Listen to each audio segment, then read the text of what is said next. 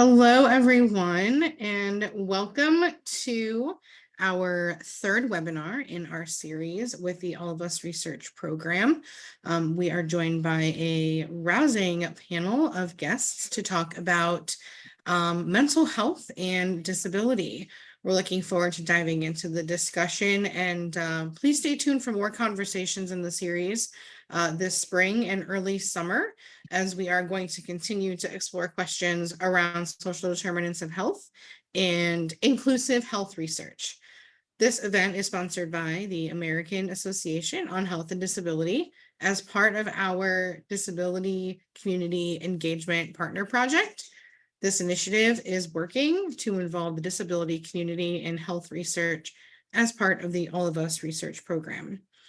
All of Us is an initiative to engage 1 million people or more in the health research space to improve individualized healthcare for all. And we're going to be sharing information about All of Us in the chat throughout the event. And we hope that you all consider signing up to participate. You can learn more at joinallofus.org/disability. This webinar is being recorded and will be shared publicly after the event. We have closed captioning and ASL available. Please notify us if any other access needs come up, and we can troubleshoot that with you in the chat. We also want to remind the panelists to speak slowly for the ASL interpreters. And then at the end of the event, evaluation surveys will pop up through the browser, and we do ask that you participate in that as well. And then we'll share that link in the chat to let us, for you to let us know your thoughts on the series and if there are upcoming topics that you would like us to cover. I will start by introducing our moderator, Ross Clark. Sorry, Clark Ross. Thank you, Devin. And in keeping with disability access, we've been asked to visually describe ourselves. So I'm an old white guy with white hair, white mustache, and glasses. I'm the director of public policy for AAHD. For the last 53 years, I've worked for 6 national disability and mental health organizations in Washington, D.C. 3 of those are family organizations: United Cerebral Palsy, CHAD, and NAMI, National Alliance on Mental Illness. And I spent a decade with NASHVIT, the state mental health program directors, the people who administer the public mental health system. So mental health and disability is a very complex and varied environment. And I'm going to mention 6 topics, not all of which we will specifically address today, but there we can laundry list multiple kinds of topics. First is the mental health of the population at large. And here in AAHD public policy objectives, we're talking about whole person health and wellness and the integration of behavioral health, general health, and primary care. But many of us are focused on subpopulations, one being people with severe and persistent mental illness, and one of our speakers is focused in that population. I can't talk about mental health without talking about substance use and substance abuse, which is not really focused today. I'm particularly focused on people with co-occurring disorders because I have a 33-year-old son who's a client of the Medicaid Home and Community-Based Service Program. One of our speakers is an expert in that topic, and is a client of the Maryland Developmental Disability System and lives with literally 4 or 5 co-occurring substantial disabilities. And the system fails most people with co-occurring disorders because our siloed programs are really good at one. If we're lucky, they're good at responding to one condition, but they're not really good at whole person dynamics. And then we all face the stigma and discrimination dynamics, and our public policy agendas around the larger disability and mental health community with Americans with Disabilities Act and the Mental Health Parity and Addiction Equity Act and a whole bunch of non-discrimination things. So we have 4 speakers today, and they're each going to introduce themselves and share with us their experiences on one or more of these complex and varied dynamics. We have Nicole Jorwick, George Ramirez, Nev Jones, and Lydia Excel Brown in that order. So I'm going to call on Nicole first, and then we will transition to George after Nicole. So Nicole, you're up.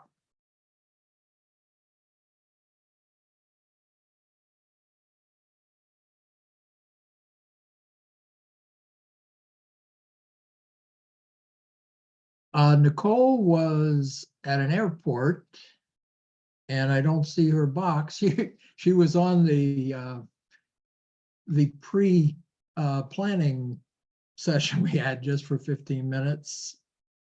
And we will come back to her when she can make connection. So I'll call on George Ramirez, and then if Nicole's back after George, we'll come back to her. And she's really an experienced dynamic speaker. But George, please share with us who you are and how you approach mental health and disability and what you'd like to. Oh, there's Nicole. Okay. So hang on, George. So Nicole's back, and here she is. Yes, hello, apologies. I was just boarding a plane, but as Clark knows, I will talk about these topics anywhere that I can. To visually describe myself, my name is Nicole Jorwick. I'm a white woman with brown hair and blue eyes, and excited to be here today to talk about this important issue. I know that my slides are coming up, and I'm going to be talking about social determinants of health and other things that mental health professionals should be thinking about when they're supporting folks with mental health and also mental health disabilities and other disabilities. So we can go to the next slide. And as a way of introduction, my name is Nicole Jorwick. Use she, her pronouns. I'm the chief of advocacy and campaigns for Caring Across Generations.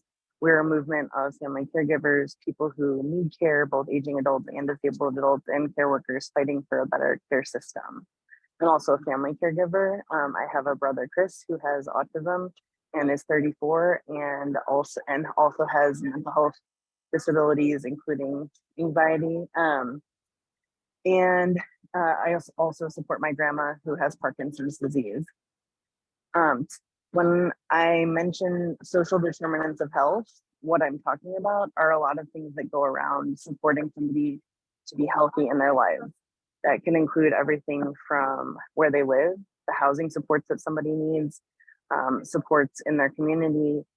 And this chart is a really good chart of all the different ways that we think about the kind of whole person care, which whether we're talking about acute healthcare, medical services, going to the doctor, that sort of thing. But another thing that's incredibly important for both people with mental health disabilities and people with disabilities generally is long-term supports and services. And so we can go to the next slide. When I say long-term supports and services, that's a phrase, that's a set of words that not everybody knows. You might have heard of long-term care, you might have heard of home and community-based services, you might have heard of personal attendant services. Long-term services supports is the entire system that supports somebody to live the lives that they choose in their homes and communities, or in facility-based care for some people if that's a choice that they make. So when we're talking about service delivery systems, we can go to the next slide. There's a lot of misunderstanding around what types of services do cover long-term care. We actually just did a study, or some polling and a study at the end of last year that showed that 94% of Americans believe that Medicare should cover. Hang on one second.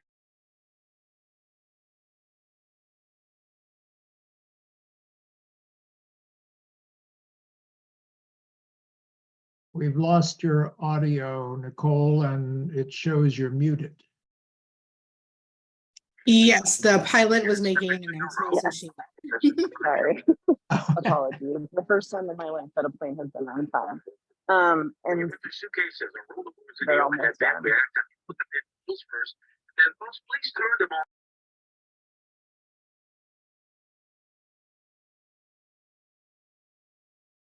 We don't have a speaker on the mental health aspects of pilot instructions and intended instructions, but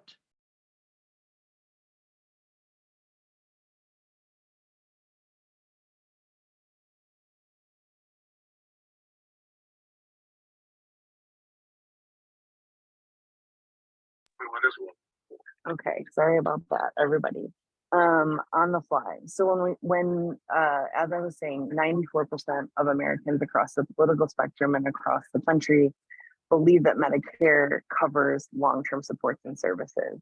And unfortunately, that is an incorrect assumption. Also, many people assume that private insurance is going to cover these services. However, the reality is that Medicaid is the main funder when it comes to long-term supports and services, and Medicaid has a lot of limitations, including very strict financial eligibility requirements. So here on this slide, and we will share these slides after, but are a little bit more specifics around Medicare and Medicaid and the limitations. Medicaid is also a federal and state partnership, which makes it complicated and also varying state to state and not transferable from one state to another. We can move to the next slide.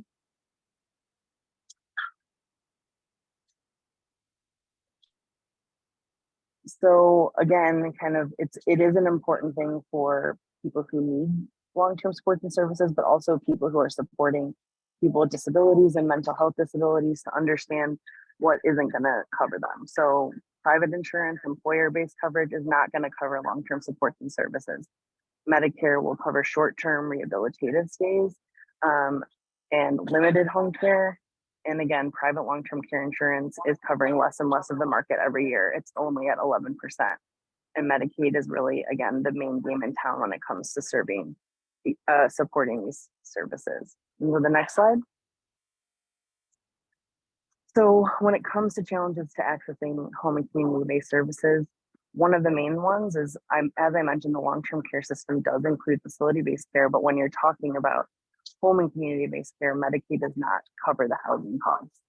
The difficulty with maintaining community housing is an incredibly important limitation for both people with disabilities and people with mental health disabilities. The direct care staffing shortage is an incredible strain on the system when you have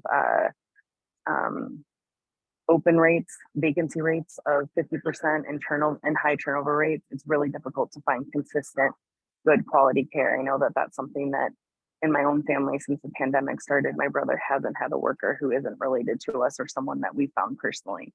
And that's something that families are dealing with all over the country. And when it comes to that consistency of support that's so important for all people with disabilities and mental health disabilities, it's an incredible strain on the system.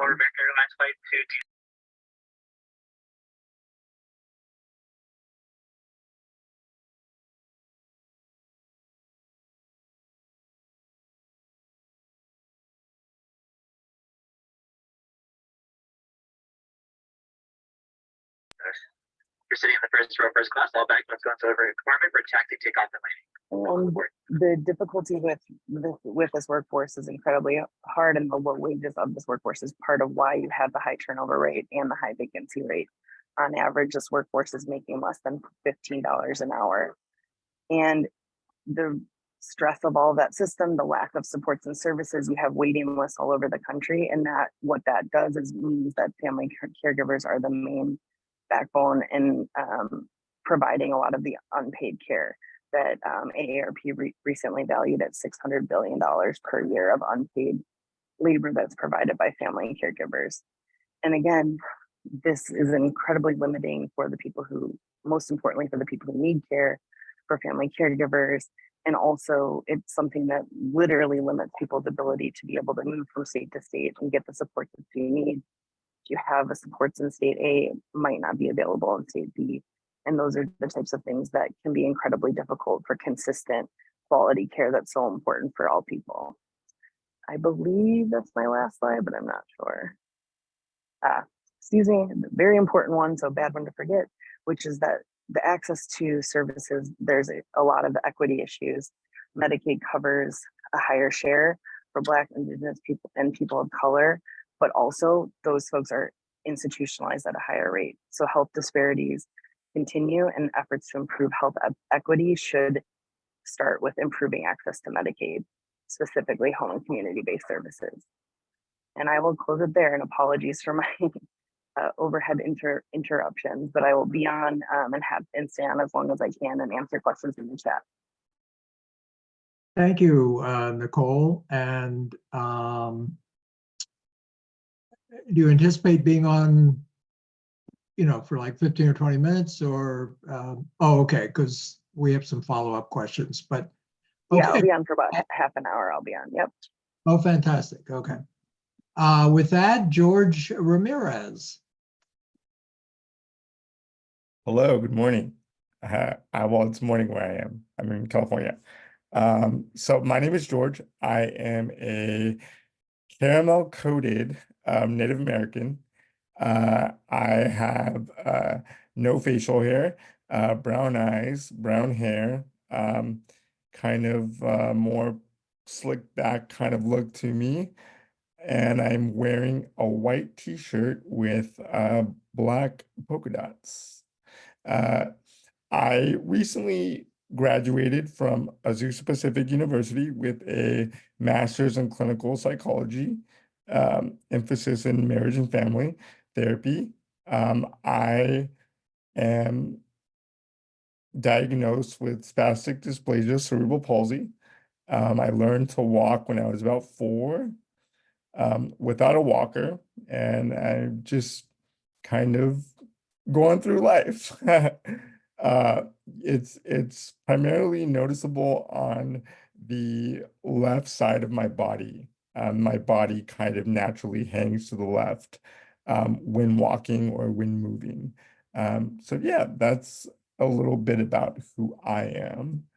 I'm going to be focusing today on co-occurring mental health diagnosis along with disabilities. And so what I really wanted to point out or highlight today is that there are so many Americans who suffer, or just people in general suffer with this issue. One, because we don't talk about it enough.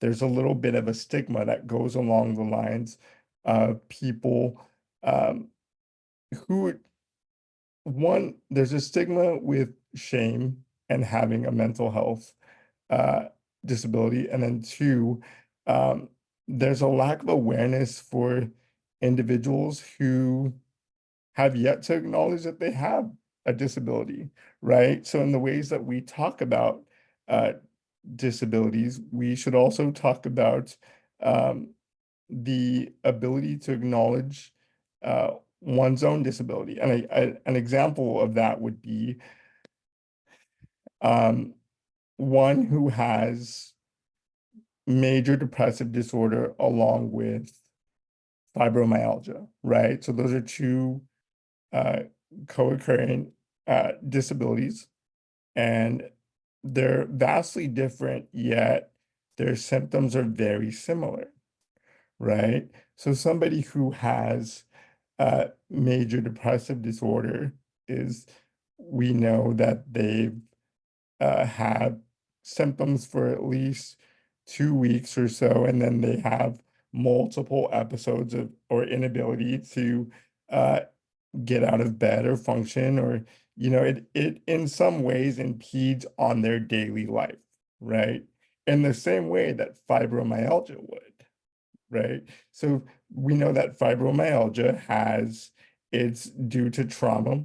It's also a very new and up and coming, still being formed in terms of research and whatnot, but we know that it can be trauma induced with a lot of the same symptoms. So somebody with fibromyalgia might also have an inability to get out of bed. They may feel hopeless as well as they would with depression, right? Maybe a lack of appetite due to the way that their body functions, and it doesn't allow them to eat, right? So what I want to point out is that for therapists specifically,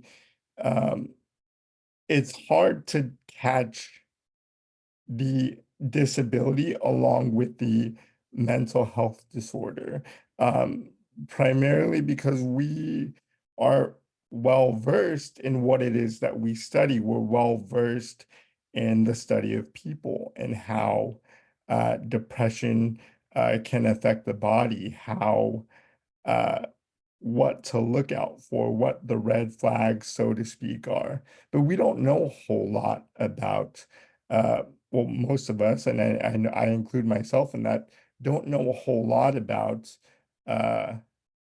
fibromyalgia, right? So in my case, I had to learn what that was, and or how it operates rather. I had a client who I want to say early last year, who this was the exact case and scenario where she had a diagnosis of MDD, and she also had fibromyalgia. One of the things that there are three things that I utilize as a clinician in interventions as to kind of tackle this, and I had to be very cautious with it. But the three interventions are motivational interviewing, along with narrative therapy, and then lastly, I used solution-focused therapy. And the reason why I used motivational interviewing to start off is because I wanted to see how it was that how she approached herself and what she thought about her fibro, right? So we get to talking, and through motivational interviewing, it looks like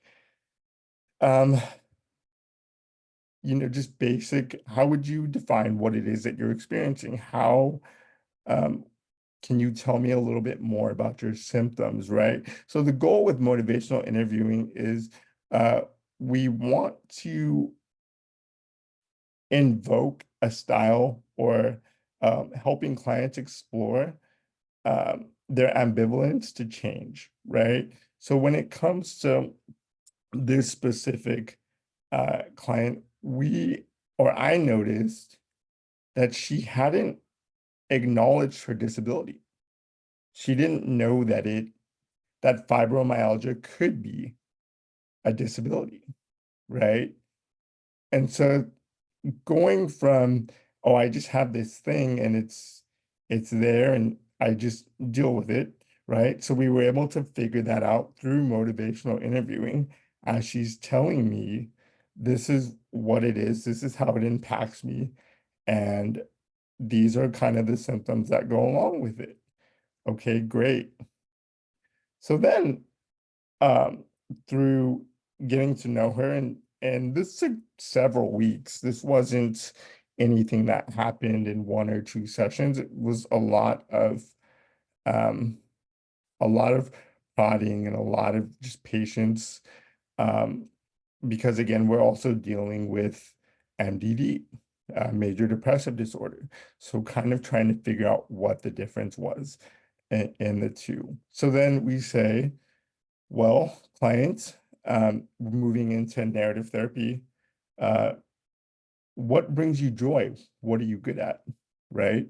Because she's already told me through motivational interviewing that she feels restless and that she lacks sleep and she doesn't feel like she's doing a good enough job, right? As a parent, as a person, as an individual. also, again, co-occurrent with what sounds like depression, right? So we move into the narrative and say, well, we know that XYZ, but let's focus on what you're good at. Let's focus on what it is that what brings you joy? What do you want to do?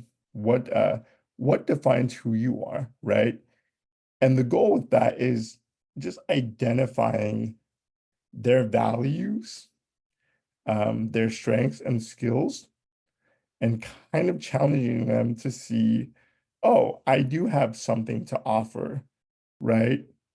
And then being able to utilize that in spite of what they're feeling when it comes to regard to their fibromyalgia, right? So she's feeling hopeless, she's feeling restless, but also knows that I'm good at XYZ.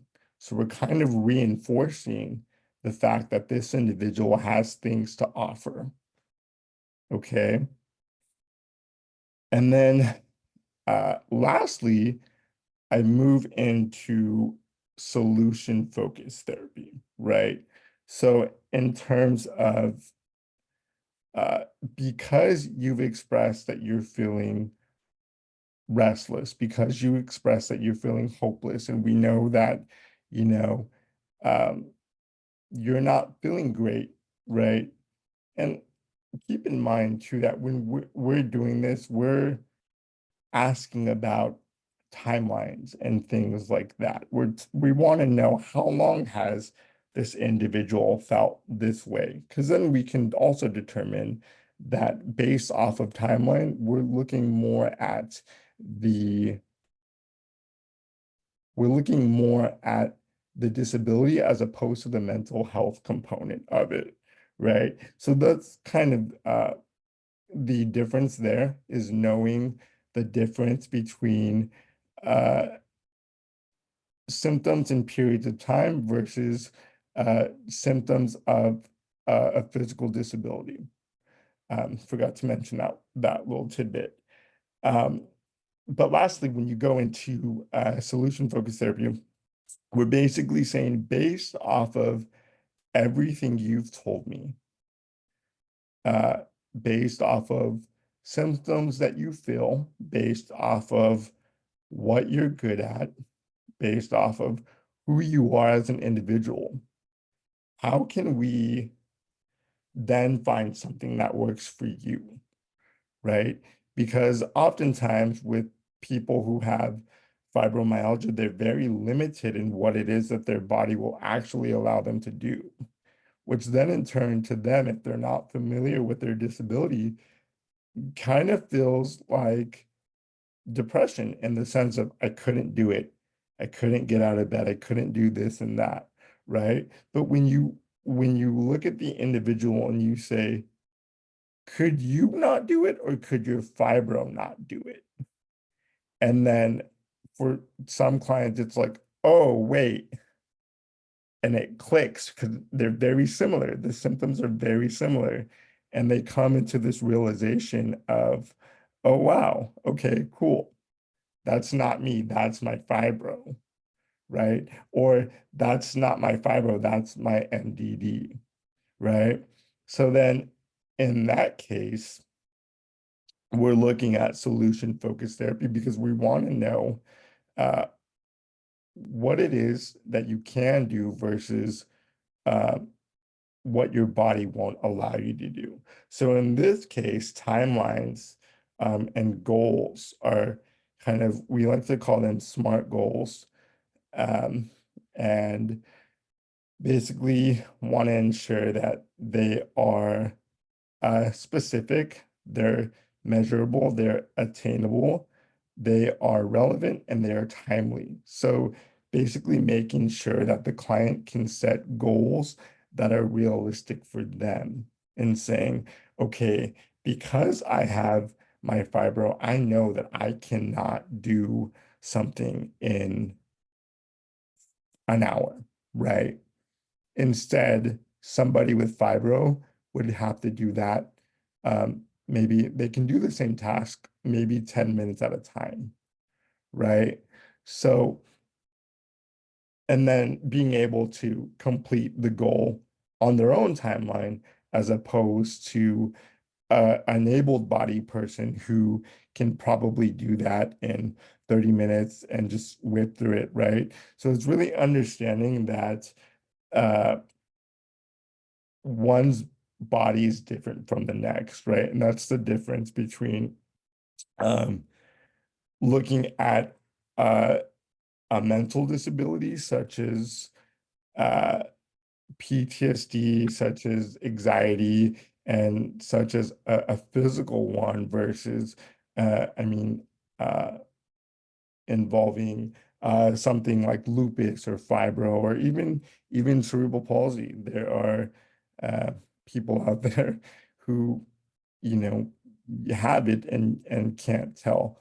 But I think the most common issue in missed diagnosis is one, just a lack of knowledge and a lack of understanding, and then two, for the on the clinician's part, and then two, for the client, not being afraid to speak up. It can be very intimidating to when we talk about our own disabilities, because there is, I believe, a little bit of shame when it comes to having an invisible disability because of the way that society sees individuals who may or may not have a visual disability.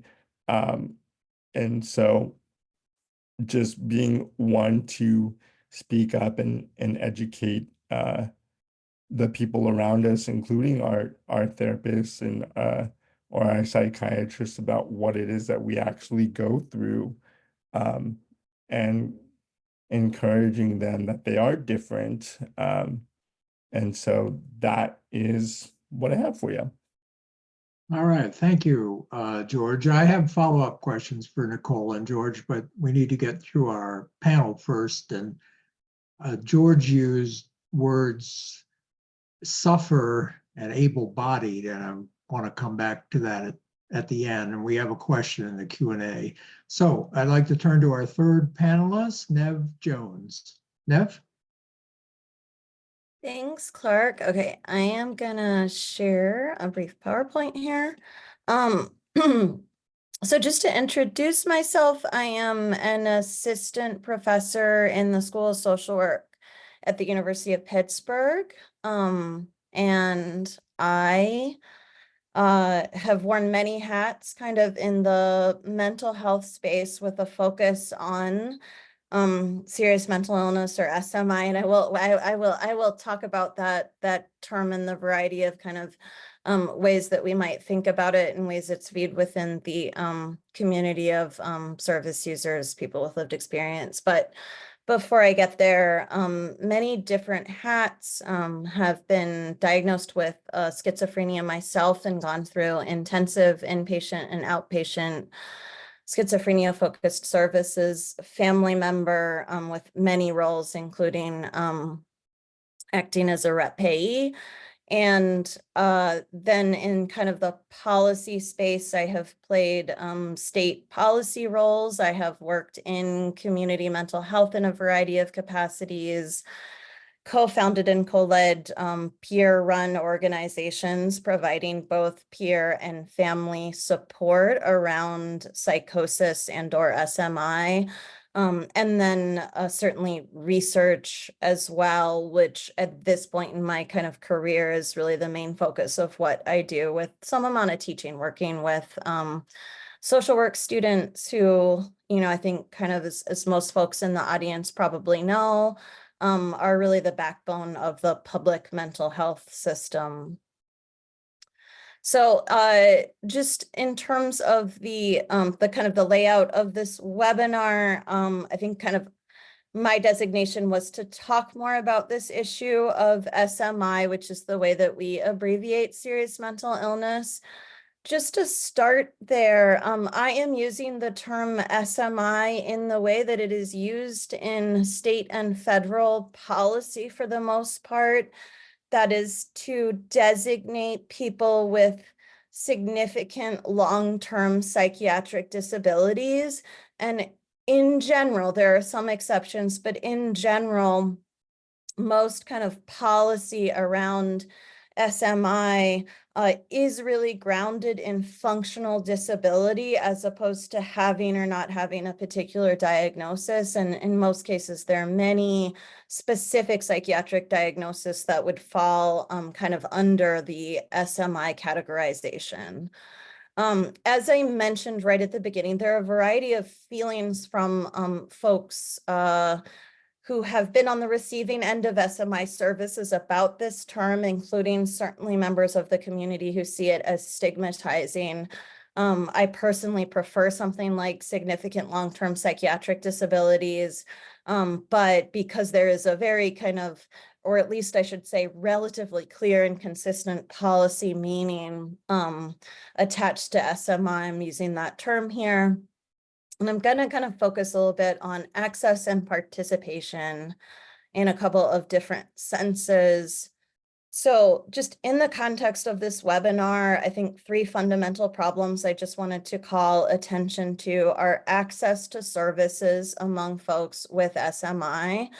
On the mental health side, this particularly includes high quality services that are even in some minimal sense in many cases, evidence supported. And there is also huge access problems on the physical healthcare side, including a lot of stigma from physical healthcare providers, doctors, physicians, and nurses, right? Providing care on that side. Even when people get into services, even ostensibly best practice services, rates of disengagement are staggeringly high. And a lot of my work focuses on this issue, on really trying to understand the sources of disjuncture and disconnect, disalignment between service users, service recipients, family members as well, and then clinical systems and providers. And all of this is occurring in a landscape of complexity.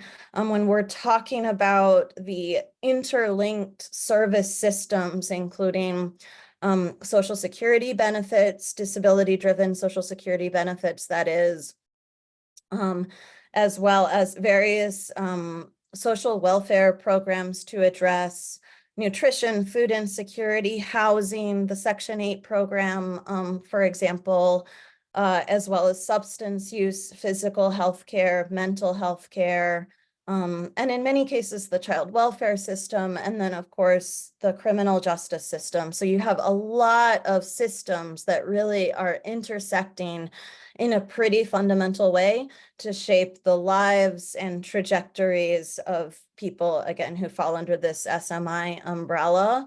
The needs that they bring to the table are also very complex, often intersectional, and we could think about that in multiple senses, intersecting forms of disadvantage and discrimination that a lot of folks have faced.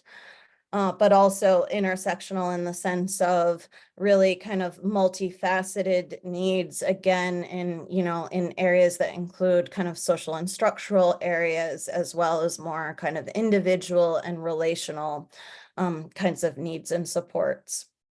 And it is much harder anytime we're talking about really complex problems. It is harder to engage in policy making. It's harder to design services, and it's harder to improve services and or de-implement, as some people talk about, kind of more intentional efforts to phase out problematic practices, of which there are many, because they kind of become entrenched in the way that we respond to folks. Just some of the kind of bucket issues underpinning disengagement, often really pronounced differences in understanding. And if we want to think of that in kind of a more triangulated way, that can be family perspectives, service user perspectives, and then kind of providers or clinical system representatives and administrators.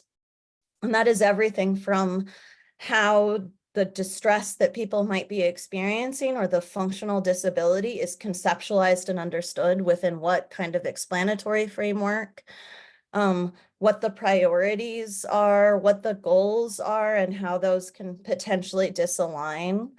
When we think about the way that programs and financing are structured, there are actually structural influences on this disalignment. Often frontline providers, clinical administrators really want to do things differently, really want to be able to bill for the services that they feel like people need and people are asking them for, and cannot. So there's a lot of structural issues that really shape this. When we kind of think about society in general, really tremendous stigma, discrimination, and exclusionary practices. And I will note in the context specifically of the All of Us research program that this happens in research too in a really, really big way. Turning to schizophrenia specifically, it is one of the most widely used, invoked exclusion criteria for studies in, say, cancer, physical health, even suicide prevention out there. And then all of this is compounded by a really pronounced lack of service user and family inclusion in decision-making. This is at kind of every level potentially that we might think about, whether we're talking about healthcare financing contexts, federal agencies overseeing, research and/or services, kind of trickling down to the state level, different kinds of state and regional entities, right? So we kind of see it everywhere. We see it in policy, we see it in practice, we see it in research. And we can't bridge these gaps, I think, is a motivating feature of my work. We cannot bridge these gaps, these disjuncture between people, between different roles and parties, if we're not being very, very intentionally integrative and inclusive as we go about identifying problems and identifying potential solutions. In the context of this overall webinar, I just wanted to briefly touch on what potentially sets SMI apart. So we have this sort of big disability family and all kinds of intersectionality within it, but also differences where things may become problematic in different ways for different subgroups. So for SMI, we really have extraordinarily high levels of public and clinician provider stigma. And it's not just any stigma. Specifically, this tends to be stereotypes anchored on fear, very high levels of perceived dangerousness, perceived unpredictability and instability, and as a consequence, at least in part, very strong endorsement of involuntary treatment and really institutionalization. So segregation de facto, what we might think of as segregation from the community as appropriate policy responses, endorsed by the general public. When it comes to schizophrenia, we can look at depression and see improvement in attitudes over the last 2 decades, and we see exactly the opposite trajectory when it comes to schizophrenia. It's worsening. So our attitudes are actually getting worse, which is really alarming. And this is obviously in spite of various anti-stigma campaigns that have been pursued nationally and internationally. I would argue that these stereotypes also play out in research inclusion, exclusion. So as I mentioned, in these really core areas of physical health where we, really need to include and understand any potential kind of subgroup differences for people with SMI. We finally saw some of this emerge in the context of the COVID pandemic with respect to schizophrenia specifically as one of the kind of health conditions or disabilities with absolutely the highest risk of complications or death from COVID. So really, really important to think about it in that way, but also when we engage in policymaking and deliberation and service development, these kind of stereotypes play out, I think, in the kind of the greater exclusion of folks kind of, again, falling under the SMI umbrella. And this is my last slide, but just some thoughts on paths forward.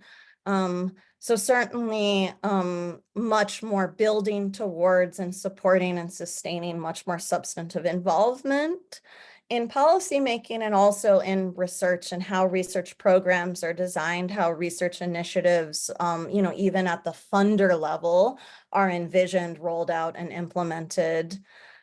User design work, I think we see in other areas of health, really, really important work going on to understand how those receiving services navigate very complex systems and using kind of navigational user design approaches to really systematically identify where the gaps are, where the problems are, what's going wrong. So this really very comprehensive, detailed analysis of the problems that we often lack. We know there are, as I said, these really, really pretty profound rates of disengagement that is just normative, even in best practice programs.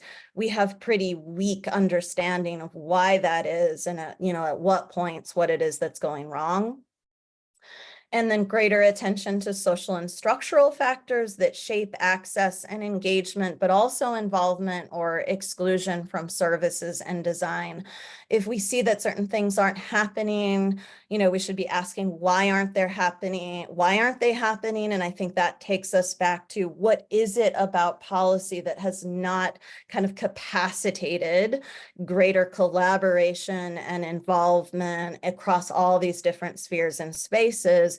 What is it also at the practice or clinical level? What is it about how that's structured that has not, again, capacitated much greater kind of use of kind of co-production and co-design techniques?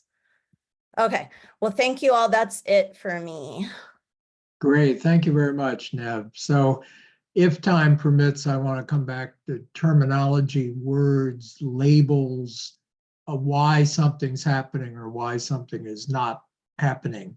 Our last speaker, who just said yay, is Lydia XL Brown. And if you'll introduce yourself and the floor is yours.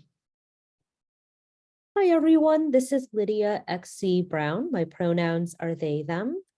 My sign name.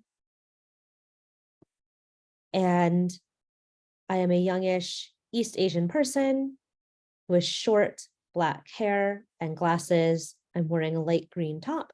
And behind me is a fake background that is what I wish every room in my house looked like. It is a wall-to-wall, floor-to-ceiling bookcase in a room filled with light, a comfortable couch, and a fireplace. And would that we all could have such a wonderful place to be.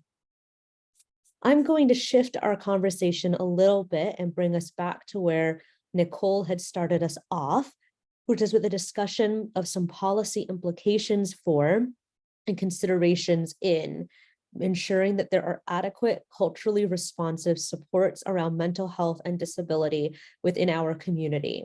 And to do that also requires acknowledging that we often describe the concepts of mental health and disability as if they are separate. And that has come from a variety of different sources and sets of beliefs, both in the policy realm as well as within different communities. But the reality is that regardless of what specific language any individual person uses, prefers for themselves, or would prefer not to use in describing themselves, there is a deep and inextricable link between the experience of psychosocial disability, commonly called mental illness, and the experience of all other disabilities. There are many reasons why this is the case, and of them, we talked about this during our discussion earlier, and it can include the experience of trauma, the experience of grief or loss, especially for people who are developing new experiences of disability that they weren't necessarily born into, or their experience of disability is changing over the course of their life, as well as, of course, the experience of discrimination, the experience of trauma or maltreatment in their lives, including discrimination on the basis of their disability, and the experience of contending with a value system in society that tells people that they are worth less and that they are not as desirable and not as contributing or productive in society if they are seen as, or they actually do have, a disability of some kind.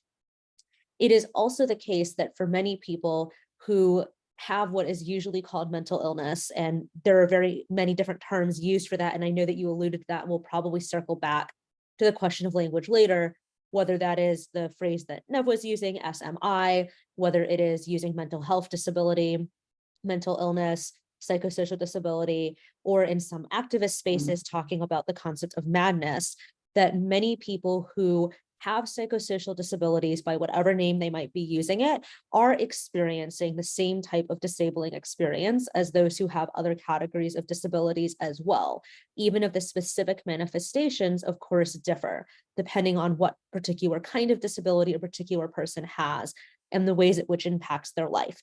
All of this is relevant and necessary backdrop to any conversation about policy implementation, because we have a patchwork of public policies, both at the state and federal level, that govern access to appropriate services and supports for people with all different types of disabilities. And that patchwork is in part driven by divergent definitions of what constitutes a disability or otherwise qualifying condition in order to be eligible for certain types of services or programs or benefits, and what types of conditions may or may not be protected by non-discrimination statutes, for example. We don't have time in today's discussion to outline in great detail what the specific and precise differences are among all of the different federal programs that might benefit people with disabilities are and how they exist, let alone to look at the state level. However, if you were to spend some time doing a real deep dive, autistic ADHD style, into what all federal laws say about what constitutes a disability, you will find more than 80 distinct and not always aligning definitions of disability. And that's within federal law alone. More than 80 distinct definitions. No wonder programs, services, and supports do not always line up. At the state level, it can be extraordinarily difficult for many disabled people to receive the exact type of services that they actually require in order to be able to stay in their home, avoid institutionalization, whether in long-term psychiatric incarceration, in a nursing home, or another type of institution, and be able to participate in their community on the same terms as everybody else. That is, to be able to choose and make decisions about their housing, to choose and make decisions about their educational pursuits of any kind, and to choose and make decisions about where, whether, how much, and in what way they work. Disabled people who primarily experience one particular disability may not find that they are eligible for services within a particular state on the basis of that disability. For instance, in many states, if a person has any type of developmental disability, such as cerebral palsy, Down syndrome, or autism, it can be extraordinarily difficult to also qualify for services that are generally categorized as only available to the aging population for age-related disabilities, or for services that are categorized for those with mental health needs, even though a person who has cerebral palsy, Down syndrome, or autism may also be aging, may also have a physical disability, and or may also have a psychosocial disability. Conversely, a person who has a psychosocial disability but does not necessarily need mental health specific support from a state-funded agency may find it very difficult to receive adequate and supportive services from the state vocational rehabilitation department if the state vocational rehabilitation department does not have sufficient experience and meaningful training in working with and supporting people with psychosocial disabilities. In particular, if that person, like many people with psychosocial disabilities, is both somebody who has a psychosocial disability, such as bipolar, schizophrenia, borderline personality disorder, dissociative identity disorder, or any number of other experiences of psychosocial disability, and also has a concurrent diagnosis of, for instance, ADHD, or autism, or Turner syndrome, or cerebral palsy, and therefore may require some combination of specific supports, both for job training and work readiness, as well as specific support in maintaining a job. Another barrier that many people with disabilities, most of whom will ultimately have more than one disability and more than one category of disability, often face is the assumption that all people with particular disabilities can only work in certain fields, performing certain tasks, or at certain levels. Within the autistic community, and I share this as somebody who is autistic myself, it is known from community anecdote, but also a study that was published, I think, a few years ago in a European country, that autistic people tend to have lower employment rates when we gain higher levels of education.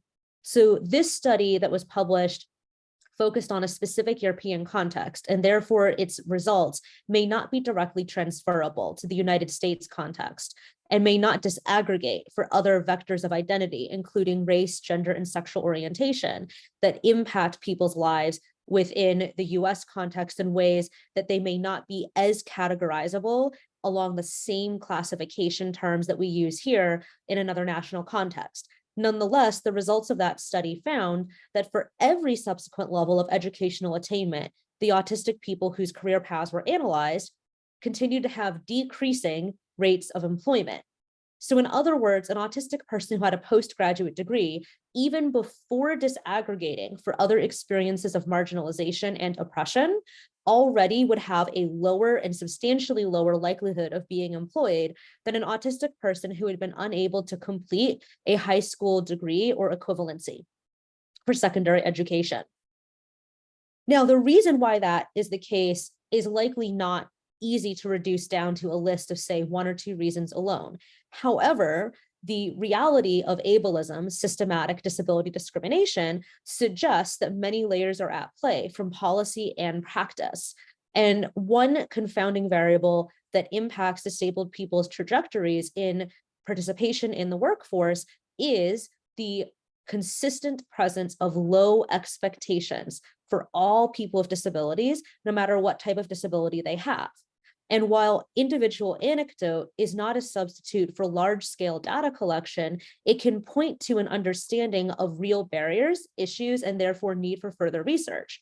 And I can share that some anecdotes of which I am aware are a person with a developmental and physical disability being forced out of a master's degree program in education because they were told that a person who uses mobility equipment should not be a teacher. A person who has a psychosocial disability who was forced out of a different graduate program at a prestigious university when other graduate students and professors learned of their mental health diagnosis and began to spread rumors about how unstable this person was, and therefore they did not belong in that environment. A person who has a developmental disability who was working at an organization that purported to be a model employer for disabled and neurodivergent employees, but who is denied repeated accommodation requests and then ultimately fired in a gesture that was said to be for their own sake and to benefit them. A person who has multiple disabilities, psychosocial, developmental, physical, and congenital, who was not only denied accommodations, but was removed from all of the duties of the position for which they were originally hired and assigned different duties instead, and functionally subjected to what we call in the law a constructive termination.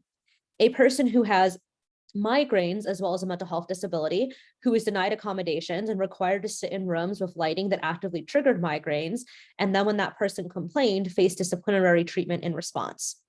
A person who had psychosocial disabilities and was removed from a college campus because other students began to spread rumors that this person was violent and was planning to engage in violent behavior, even though this particular individual had no history of violent behavior or even threats in any context whatsoever.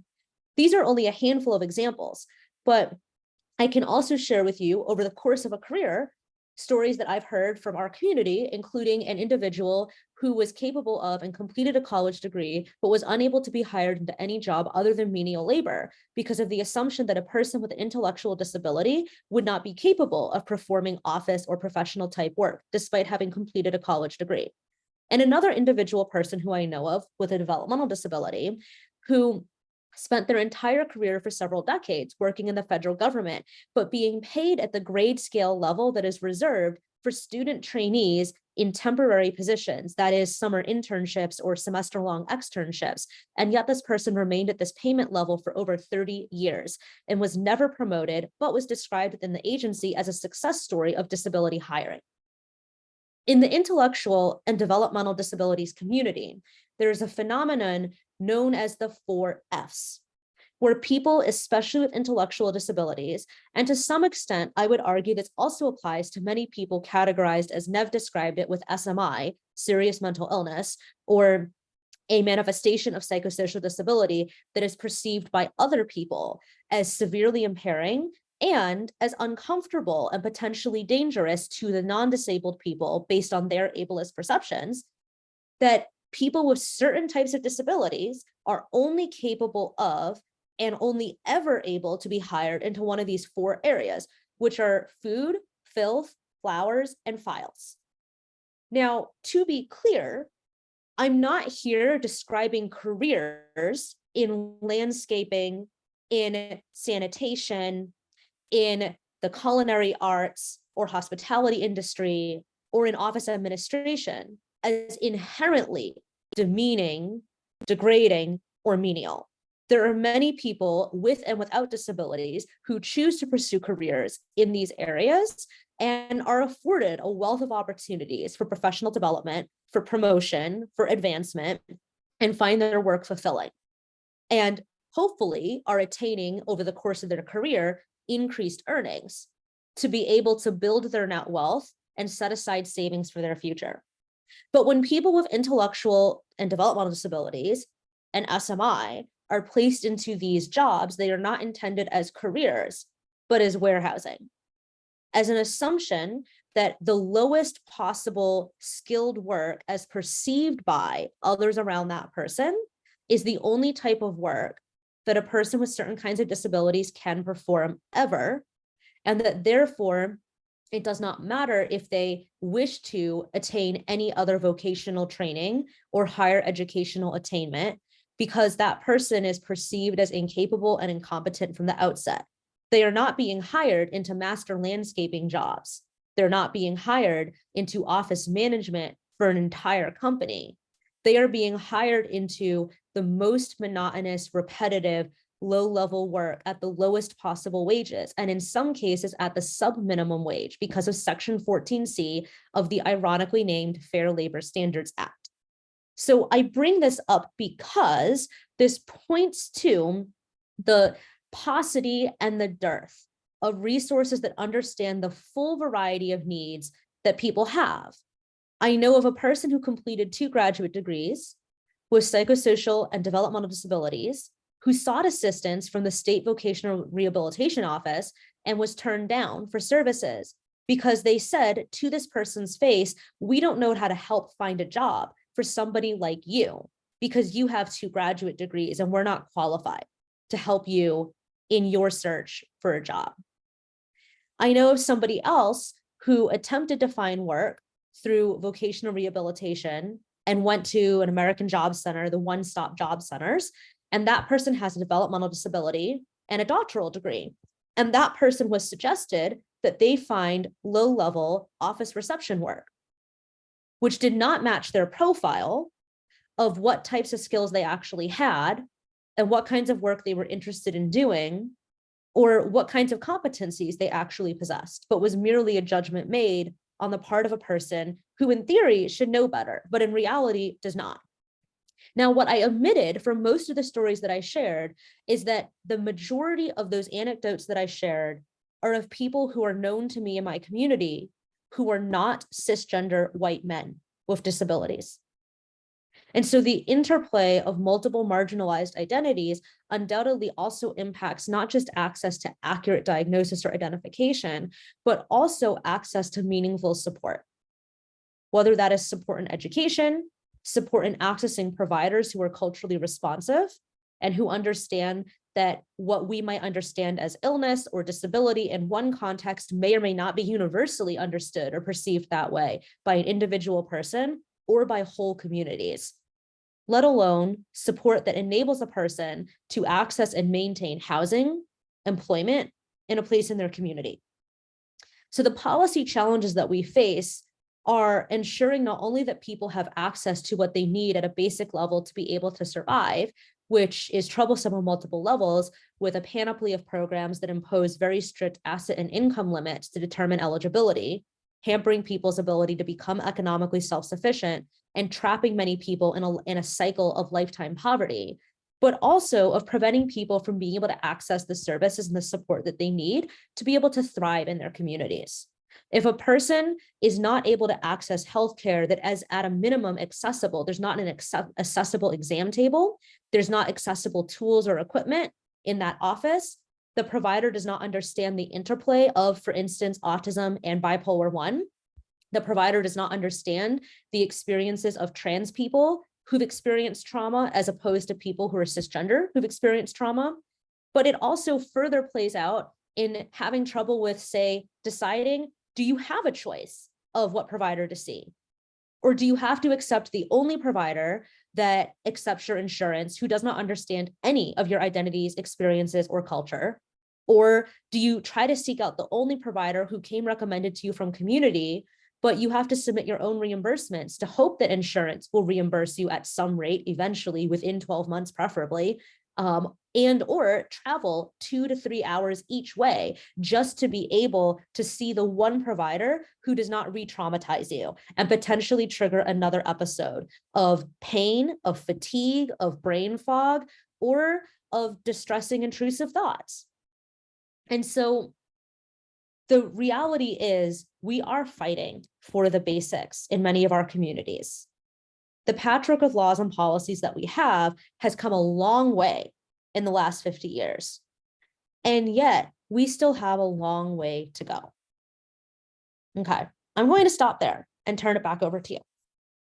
Thank you, Lydia. So we have 15 minutes, and I'm going to start with 4 questions and a comment in the Q&A. The comment is just to reinforce what Lydia said. The Bureau of Vocational Rehabilitation needs a complete overhaul. So an acknowledgement of one of your points. This could get chaotic, but hopefully it won't. The 4 questions. 1, the similarities and differences between, and this is to all the panelists, Nicole had to leave on a plane. Similarities and differences between the recovery and independent living movements, the relationship of SMI and the deaf community, the impact and influence of climate change, disability, and disaster planning, and how do we educate mental health providers and professionals about adjusting to what George talked about, recognizing disability and being disability competent. So please don't address all 4, but if the 3 of you on the call want to address one at a time, then we'll, so I try to get fair responses and inclusion. George, do you want to address any of these first? Yeah. Thanks for the question. I can address the first one, what work can be done to educate mental health care providers about adjusting treatment to include people with various disabilities. I think we, and I say we because I'm a part of that, this profession, have a long way to go. And it's one of those things where it takes a lot of initiative on the mental health professional to be willing to say, hey, I don't know this and I'd like to learn. But we do see that there are growing numbers of clinicians who are interested in working with different able-bodied individuals. So whatever it is that looks like, specifically physical disabilities. And I think a lot of the work is going to be done with 1, the need being addressed, and then 2, the encouragement to have those conversations amongst our own colleagues. And so I remember having a a conversation with a colleague of mine who was just like, I couldn't do what you do. One, because I don't have your disability. I don't know what it's like to live in your shoes. Well, the reality is you don't need to have my disability. You don't need to know what it's like to live in my shoes. All you need is a set of eyes and ears and the ability to learn, to question, to ask questions. And so I think it really also involves the individual of saying, hey, I have a need that needs to be met. And if you're willing, we can work together on this. And so I think it's really just a matter of advocation. And I know it gets old. I know it's exhausting. I know it's tiring because us differently able-bodied individuals, we do it all day. You know what I mean? Whether we are vocalizing it or whether we're just existing, right? Because even to move the way that we do, it's I hate to say it, but we're kind of a walking billboard, because people have questions and they want to know and they're curious. And so I wish I had a more specific answer, but it's really just one on the, again, I guess to clarify, one on the professional to be willing to learn, and then two on the client to be willing to speak up and advocate despite what the others think or what they'll say. I know there's a sense of fear, but we deserve help too. And so we're going to advocate for it. Thank you, George. So when we reach the allotted time, Devin will interrupt us. But Nev, is one of these questions a topic you'd like to address? Sure, yeah, and I bet that Lydia and I will have complementary but slightly different takes across this intersection of disability and mental health.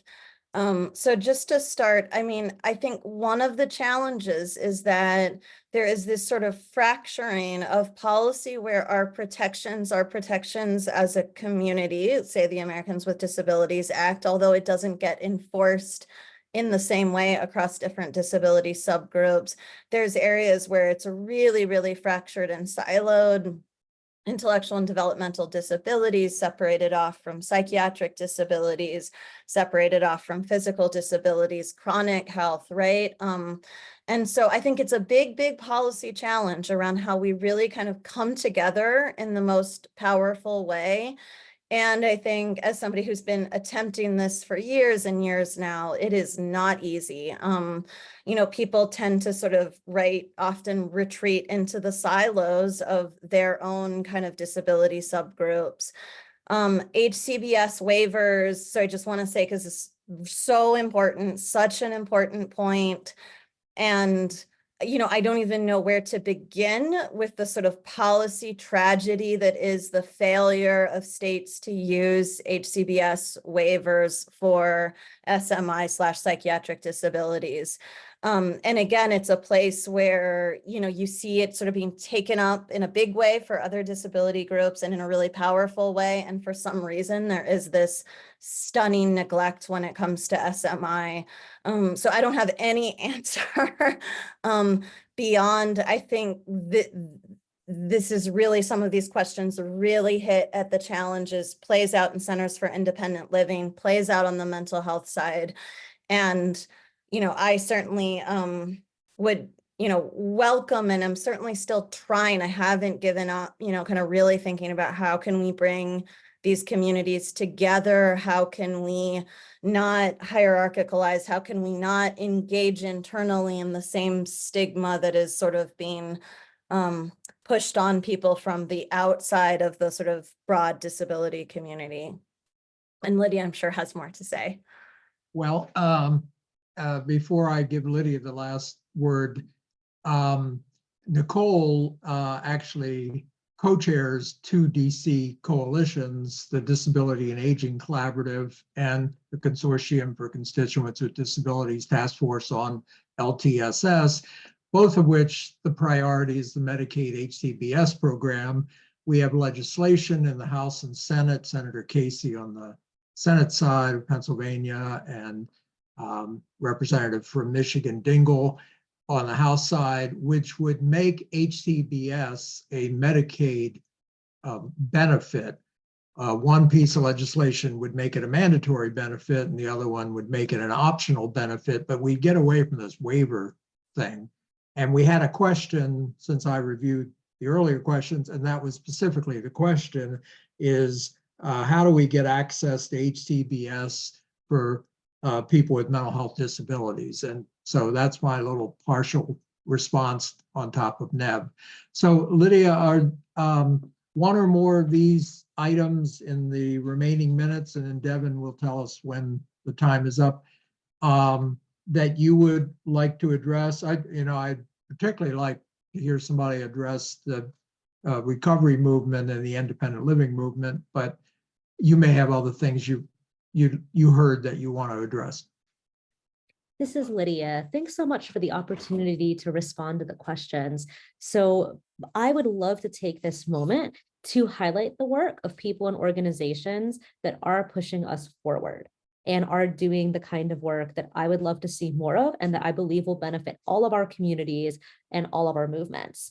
So in response to the question around disaster planning, there is a great group called the Partnership for Inclusive Disaster Strategies that has co-executive directors Herman Parodi, and that's German, Parodi, Parodi, and Shaylin, Shaylin, Sluzalis, Sluzalis.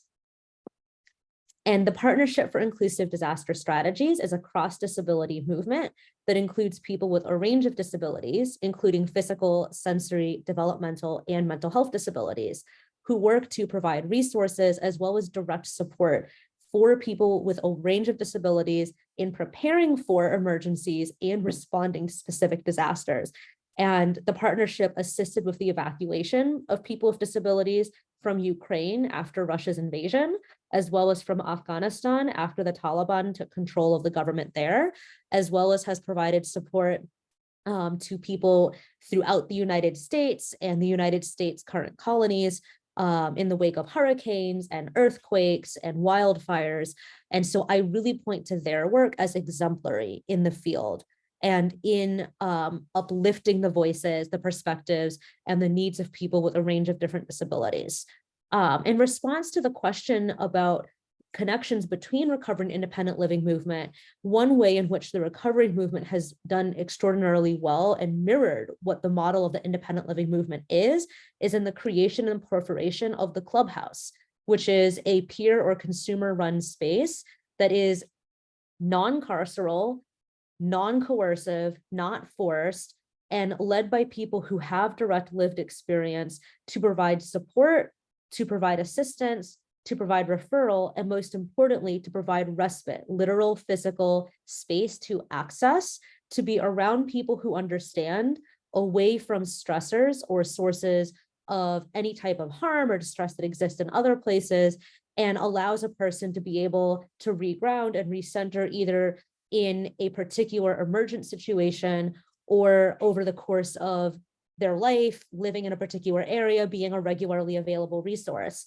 There are other models as well that take that same idea from the independent living and recovery movement. That is, that those who are directly affected should be the ones managing the services and the ones who are providing support, whether that's therapeutic support, whether that's vocational support, or social services, social welfare support in a range of communities. The LGBTQ community does a great job of this, both in general as well as with specific constituencies within the LGBTQ community.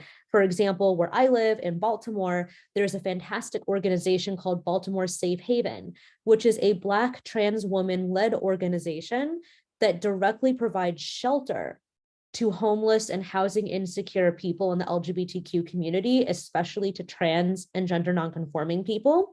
And they also provide ongoing services and support. Just 60 miles away in Washington, D.C., an organization called HIPS, HIPS, is a harm reduction organization that provides direct outreach and supplies to people who use drugs and people who perform sex work. And it is led by and has unpaid staff, people who come from the LGBTQ community, people who have done sex work, people who have experience with homelessness and housing insecurity. And so both of those organizations understandably also serve a population that disproportionately is affected by psychosocial disability, as well as other experiences of disability. And those are also models to look toward in bridging the seeming gaps that exist between the mainstream recovery and independent living movement and what possibilities there exist for better collaboration, better coordination, and services that are not just culturally responsive, but are in fact directed by those who are impacted.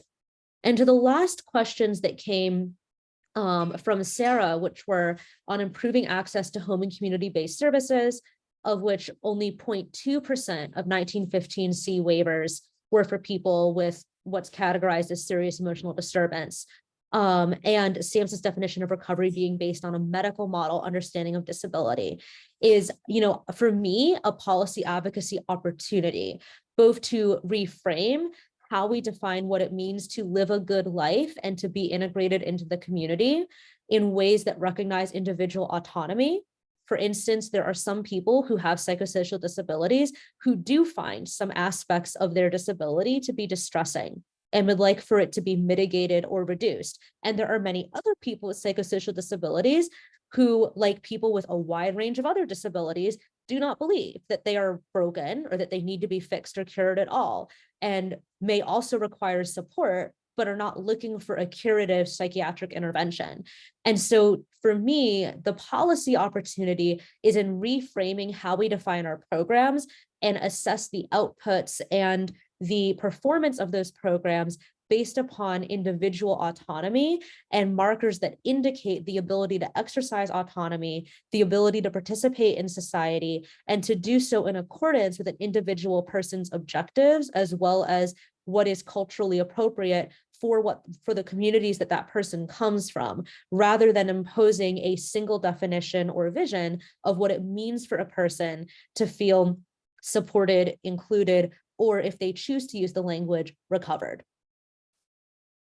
Thank you. Devin, please, you're our sponsor today, and please close us out. I'm surely not the sponsor, but hello. I'm happy to be back with you all. So first of all, I want to thank all of our panelists for their amazing insights into these conversations, as was warranted in the Q&A. There's a lot of ground to cover, and we're just kind of scratching the surface here at AAHD with this conversation. Thank you, Clark, for your moderation skills and support on this as well. And of course, it's in the chat, but we want to hear from you. We would like to know what your thoughts are on this series. If you have any suggestions, there is a survey in the chat. There is a place for you also to learn more about All of Us, the research that All of Us is doing, and what is underway in terms of mental health and mental health care on the research end. And I have put that link in the chat as well. We are having a very special office hours, and that is in the chat as well, on Tuesday, April 2nd. We welcome anybody who is here in attendance today to come in and have a continuation of the conversation that we're having now with us here on the staff, and learn more about All of Us, of course. And that is Tuesday, April 2nd at 2 o'clock in the afternoon. But if there are no other questions and nothing else holding us here today, I want to thank you again for your participation, for your attention to this topic. Stay tuned. We're going to have a second mental health conversation scheduled currently for the beginning of June, and that will be based around community care. And then our next webinar is going to be on long COVID and the disability community and what that looks like. But again, thank you so much for your time today. I appreciate everybody who was here, and we'll see you on the next one. Thank you.